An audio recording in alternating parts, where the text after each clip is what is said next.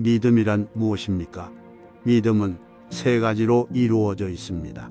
곧 지식과 동의와 신뢰입니다. 듣지도 못한 이를 어찌 믿으리요라는 말씀이 있습니다. 사람은 먼저 어떤 사실에 대해 알아야 믿을 수 있습니다.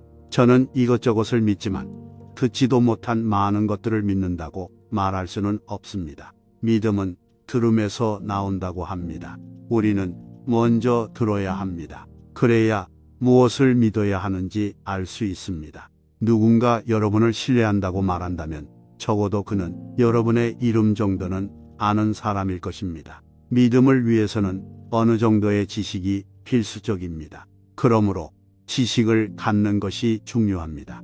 옛 선지자는 너희는 귀를 기울이고 내게로 나와 들으라. 그리하면 너희의 영혼이 살리라라고 말했습니다. 이 말씀은 지금도 복음의 말씀입니다. 성경을 찾아 성령께서 그리스도와 그의 구원에 대해 어떻게 가르치시는지 배우십시오. 하나님을 알려고 하십시오. 하나님은 자기를 찾는 자들에게 상 주시는 이십니다. 하나님은 여러분에게 여호와를 알고 경외하는 마음을 주실 것입니다. 복음을 아십시오. 기쁜 소식이 무엇이며 값없이 주시는 용서가 무엇인지, 회개에 대해서, 하나님의 자녀가 되는 것에 대해서, 그리고 그 외에 수없이 많은 축복들에 대해 배우십시오. 하나님이 누구신지 아십시오. 복음을 배우십시오. 특별히 그리스도 예수, 하나님의 아들이신 구세주를 아십시오. 그분은 인간으로서 우리와 연합하시고 신으로서 하나님과 연합되신 분입니다. 그리하여 하나님과 사람 사이에 중보자가 되셔서 그 손으로 각각 하나님과 사람을 붙잡고 계십니다. 그분은 죄인과 세상의 심판자 사이를 연결하십니다. 그리스도를 점점 더 많이 알도록 노력하십시오. 바울은 회심한 지 20여 년이 지난 후에도 자신이 그리스도를 알기 원한다고 말했습니다. 바울의 고백을 통해 우리는 알 수 있습니다. 예수님을 알수록 더욱더 그리스도를 알기 원하고 그리하여 우리의 믿음은 더욱 자라난다는 것입니다. 특별히 그리스도의 희생에 관한 교리를 알도록 노력하십시오.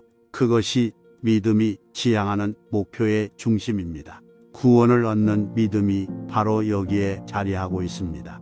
그러므로 믿음은 지식에서 시작됩니다. 하나님의 진리를 배우는 것이 중요합니다. 그리스도를 아는 것이 영생입니다. 두 번째는 동의입니다.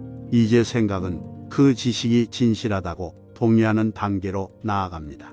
영어는 하나님이 존재하시며 그분은 진실한 마음의 부르짖음을 들으시고 또 복음은 하나님께로부터 온 것이 사실이라는 데 동의하게 됩니다. 믿음으로 의롭다 하심을 얻는 것은 하나님께서 이 말세에 그의 성령으로 전에 없이 분명하게 드러내 보여주신 위대한 진리라는 데 동의합니다.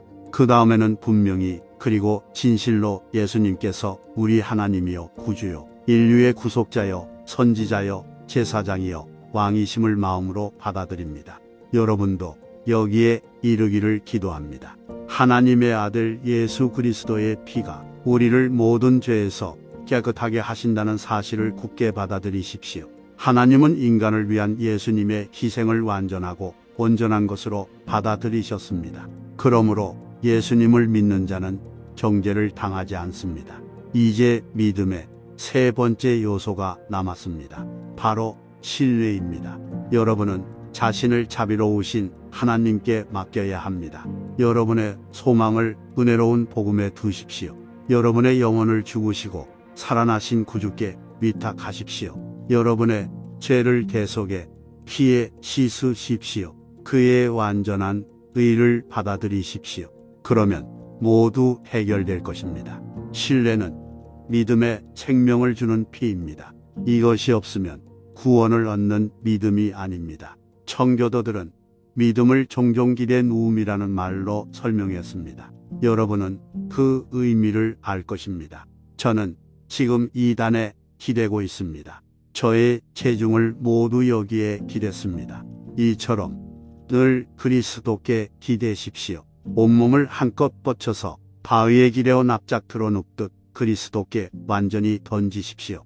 자신을 그리스도께 던져 그분 안에서 쉬며 그분께 맡기십시오. 그렇게 한다면 여러분은 구원을 얻는 믿음을 가진 것입니다.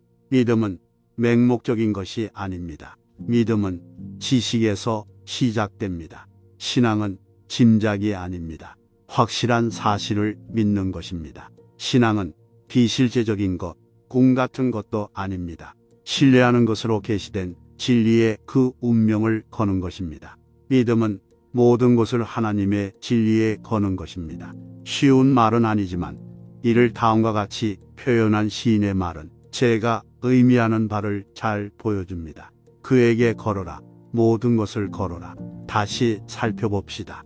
신앙이란 그리스도께서 그 자신이 친히 말씀하신 그분이라는 것, 그리고 그분은 자신의 약속을 반드시 행하신다는 것을 믿고 그것을 기대하는 것입니다. 성경은 예수 그리스도를 가리켜 그분은 하나님이시며 인간의 육신을 입으신 하나님이시고 성품은 완전하시며 우리를 위해 화목제물이 되셨고 우리의 죄를 지고 친히 나무에 달리셨다고 말합니다.